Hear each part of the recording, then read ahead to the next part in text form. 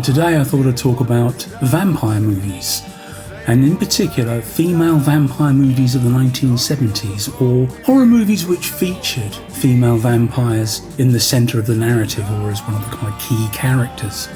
Horror's never really gone out of fashion, has it? I mean, if you look at what's going on at the moment, there's a kind of mini renaissance of the horror film. We're seeing films by companies like A24, etc., who are promoting what is seen as elevated horror. There are any number of great little horror films which are turning up on channels like Shudder, for example.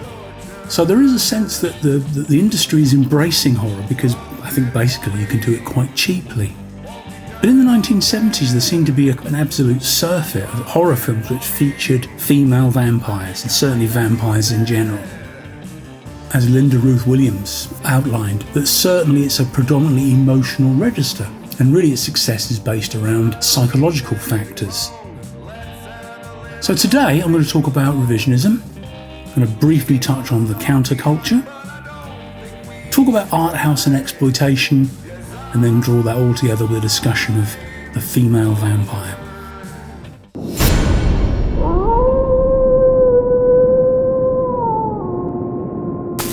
When you think about what a genre is basically it's a set of expectations and conventions which what we expect from a film, how an industry works with a film genre idea, and really how the text can work within that framework.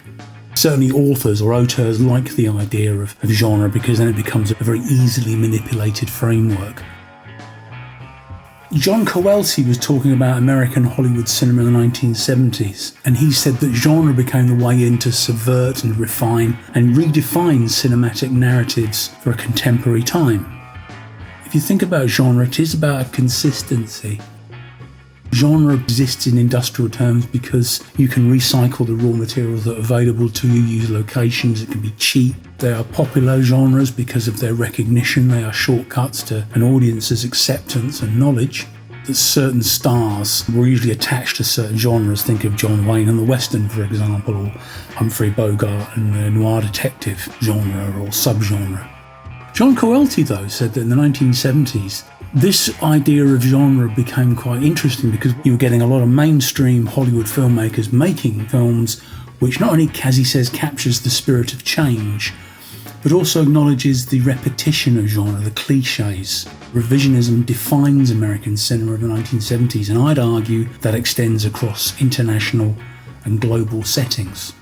So revisionism points to obsolescence or a sense of exhaustion of that genre. And what filmmakers in that period of the 1970s sought to do was to highlight the mechanics and the constitution of a certain genre, its frameworks.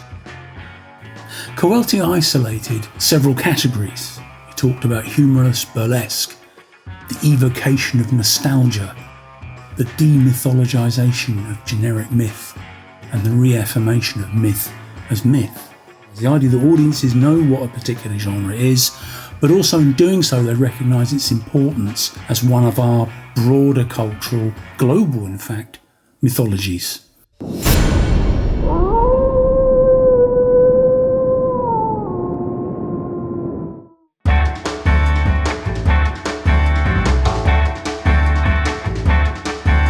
Now, why bring in the counterculture? Well, it's important because I think that's a movement which really undoubtedly changed the way the world saw culture and itself.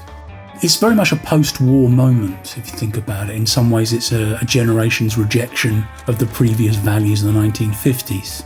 America's probably the biggest starting point simply because of the way the culture is disseminated and available. There is definitely a liberal consensus that emerges to America of the early 1960s, rejecting the McCarthyite discourse of the 1950s. Many people talk about the counterculture in quite simplistic terms. You know, you can come at it from various different angles. I often think you can think of it as a reaction to the Vietnam War, a reaction to civil rights. There's all sorts of ways into talking about the counterculture. For young people, it was something which celebrated the emblematic power of music and rock and roll in particular. Really, the counterculture across all boundaries was a questioning, or at least a kind of rejection of conformity and or materialism. A key part of most strands of the counterculture in each country, if you think about it, were issues of reality, real experiences, i.e. authentic experiences, and freedom, which of course is a complete rejection of the McCarthyite idea. This is my happening and it freaks me out. The counterculture embraced spirituality, sexual experimentation, a challenge to the old guard, challenge to a kind of very fixed Christianity-informed idea of relationships and identity. The counterculture embraced minorities, the underdog, those who are marginalised and obscured from the mainstream white middle-class societies. And the counterculture, if anything, was a glorification of the outlaw spirit. In American terms, that takes on, of course, all sorts of different resonances around manifest destiny. But the outlaw here can mean anything who is outside the boundaries of accepted society, and also the accepted trajectory of identity, sexuality, and so forth. All of these factors extended into what Arthur Marwick called a social and cultural transformation, a participatory, uninhibited, and innovative popular culture, usually driven by political change, political dissatisfaction.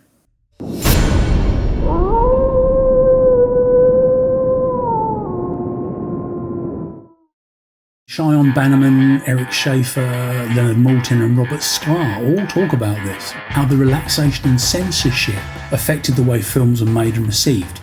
Alongside this, because of the rise of popular culture and really modern media, we get this postmodern breakdown of the intellectual and political drive that underpins the avant-garde. What was seen as revolutionary now becomes style. We get an audience which is educated and politicised, a younger demographic who want different kinds of films to the films made before, and this manifests itself in all sorts of settings. Think of Le Nouveau Vague, think of, I suppose, the neo-realists in Italy. A challenge to what had gone before, a challenge to inauthenticity. You also have a generation who are immersed in film history through television viewings of films. Alongside that, we get a breakdown of a distribution and production network which now begins to fragment and diversify within Europe, America and beyond. And in fact, during this period, we get the rise of art house and underground cinema networks, where people can go and see the films they can't normally see at their local cinema. Challenging films, different films, often foreign films. Europe and Scandinavia in particular become sites of promise and transgression. The celebration by young people of non-American cinema brings in new practices, modes, styles and expectations. And what extends from that and runs parallel to it is this scholarly attention to film. Suddenly, film becomes elevated to the status of academic discourse. It is possible to talk about auteur theory, semiotics, etc. and so forth. Intertwined, convergent factors that also affect the mainstream, which responds to this by producing films which ultimately become more questioning of culture and society, very much reading the times. Art house cinema crosses boundaries, and I think what I find very, very interesting in this period is that moment when B-movie directors or exploitation filmmakers start to see what they do as being countercultural, and they start to see themselves as artists. The restricted availability of art house product in America meant things like sexploitation films, for example, were often circulated within art networks, and the distributors worked in both areas. But exploitation starts to develop artistic ambitions, and as a result, correspondingly, mainstream filmmakers start to incorporate more adult themes and start to blur the lines between what was previously deemed as unacceptable into the acceptable. All of these things were made permissible by the gains of the counterculture.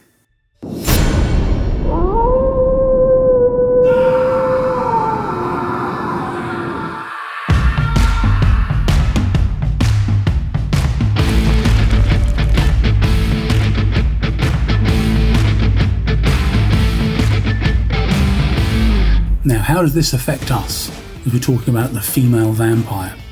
Vampire films, they've been around since the beginning of cinema. Walter Evans stated in 1973, the formula of the vampire film has for a long time been underpinned by the classic Western compulsion to translate and revalue the inherited burden of European culture, the public's need for an acceptance of the natural order of things, and an affirmation of man's ability to cope with and even prevail over the evil of life, which he can never understand, as well as dealing with the ambiguities of repulsion and curiosity regarding what happens to flesh, the fate of being a body, our fear of the non-human, the social consequences of a deviance from the norm, particularly physical deviance, alongside mankind's hereditary fear of the dark. What Evans is saying, he says that horror films are usually where you see the symbolic in a more obvious register, probably because of the way the vampire looks and the way the vampire moves. It can be mapped onto certain fundamental and identifiable features of human experience. Sex and sexuality have always been a big part of horror films. There's always been this narrative which is run underneath most horror films. What you're seeing is a metaphor for sexual activity. Now this implies in the 1970s this was a new thing, and it certainly wasn't. The female vampire as a construct, long before cinema, had been present since the beginnings of Greek literature. Philostratus, in the life of Apollonius and Tiana, talked about a thing called the Lamia. He was a female vampire extended from Greek mythology, half woman, half snake, driven insane by revenge and grief.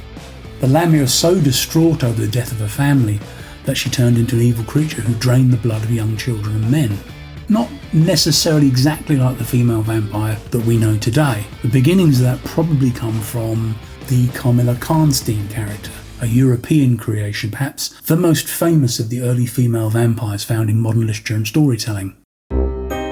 Today, partly because of her sporadic appearances in film, comic, web series and fan fiction versions of a story, she has emerged as something of a lesbian icon. The original story was written by Sheridan Le Fanu in 1872 and foregrounds a definite sapphic tone and drifts quite consciously into the areas of the erotic. Now, there have been female vampires in cinema since its beginning. You think about the idea of an immortal, nocturnal creature corrupted by supernatural forces and damned to draining our blood from our bodies as we sleep, has taken many forms and drawn from a variety of sources. You might think it's odd that I'm talking about the female vampire, but of course, if you remember, the male vampire has dominated cinema storytelling. But there have been notable examples of female versions of this archetype along the way, such as in the 1930s 6 Dracula's Daughter. Challenging the heteronormative world of mainstream cinema, the female vampire seems to unlock any number of tensions, anxieties, and unspoken desires, which add further spice to this spectral world of hedonism.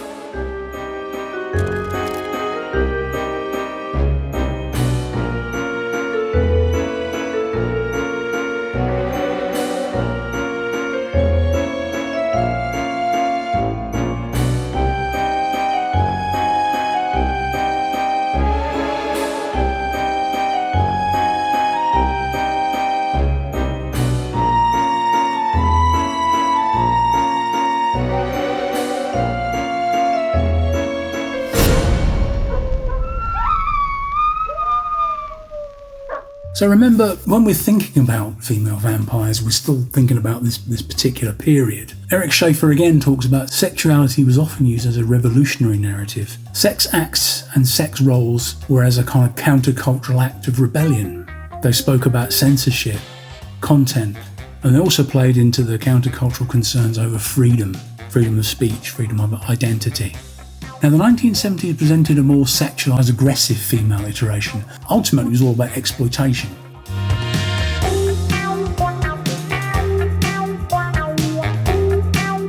And really, the female vampire was made possible, if not encouraged, by the relaxation of censorship in international markets.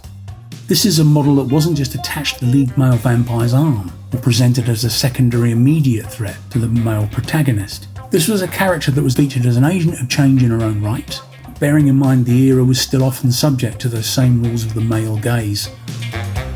The 1970s female vampire added a more explicitly sexualised narrative to the genre, one that had been hinted at all along, but can now be rendered as central and open. This on-screen construct may well have added a post-countercultural revisionist flavour to the genre, but of course it is ultimately a vehicle for exploitation and objectification. Mysterious, horrible physical and psychological changes are a feature of Frankenstein, of Dracula's victims, the Mummy and countless other monster staples. But the changes offered by the 1970s female variant of the vampire myth are nearly always more connected to sexual characteristics and the onset of an aggressive erotic behaviour, one might say predatory. As adolescence is defined as developing from childhood to maturity, so the transformation is cinematically defined as movement from a state of innocence and purity, associated with whiteness and clarity, to darkness and obscurity, associated with evil and threatening physical aggression. Various aspects of the monster's attacks are clearly sexual. The monster invariably prefers to attack individuals at night, as they are vulnerable in their beds. Physicality, bodily contact, the inversion of the kiss as a perversion of romance and expressions of pure love sit central here. The female vampire's bloodletting of women is often a doorway into a sexuality that to date has remained contained and suppressed. Monstrosity and monster theory itself deals with the idea of boundaries and the us-them dichotomy they work to uphold. As Barbara Creed writes in her book The Monstrous Feminine, definitions of the monstrous are grounded in ancient religious and historical notions of objection, with a specific emphasis on religious abominations, sexual immorality and perversion, corporeal alteration, decay and death, human sacrifice, murder, the corpse, bodily wastes, the feminine body and incest. These various practices often deal with things that humans find repulsive and unsavoury, or things that contain counter-religious and societal ideas. Creed states the monster serves to demarcate the bonds that hold together that system of relations we call culture, to call horrid attention to the borders that cannot and must not be crossed. These strict borders are primarily in place to control the traffic in women and to maintain the ties between heterosexual men that keep a patriarchal society together, as the boundary marker for that society. As Creed further states, under this logic, monstrosity and sexuality go hand in hand, as many of the rejected societal practices, incest, sexual perversion, homosexuality, reflect a Victorian fear of so-called deviant sexuality. The female vampire embodies these sexual practices that must not be committed, or that may be committed only through the body of the monster. Objectified, forbidden, polarities between good sex and bad, i.e. transgressive, and thus must be destroyed after contact, and an observation of the forbidden. Middle-aged, adolescent and younger heterosexual men seeking titillation, seeking an audience, a male audience, but also the female vampire acts as a window into the world of same-sex contact that can be contained and controlled before being discarded and destroyed, and where masculinity and male power can be restored and prioritised.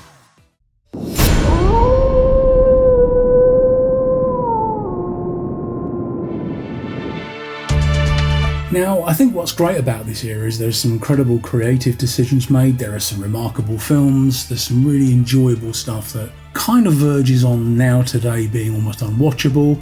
Some of it still holds up very, very well. But it's an interesting time. I think anything post-countercultural is often interesting for what is not said as much as what is said. And also, people get things kind of a little bit wrong. In those failures, you see some really exciting individual, kind of quite bizarre statements.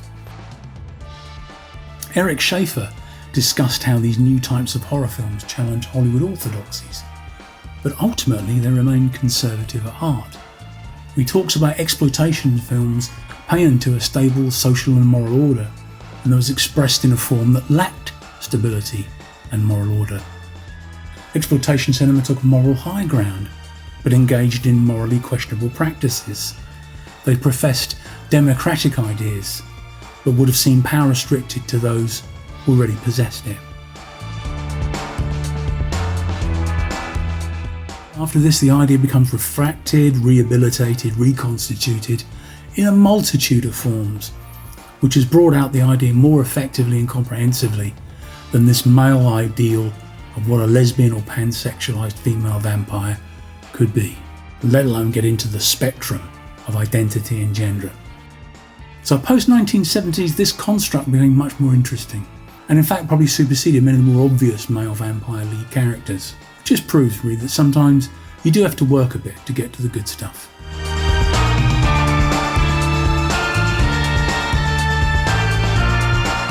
Thanks for listening. Hope you enjoyed this. Keep an eye on my YouTube channel. Please like and subscribe. You know that helps. Gets the algorithm to steer people to the content. And by all means, pass comment below. Please keep it clean. Please keep it pleasant. Okay? See you soon.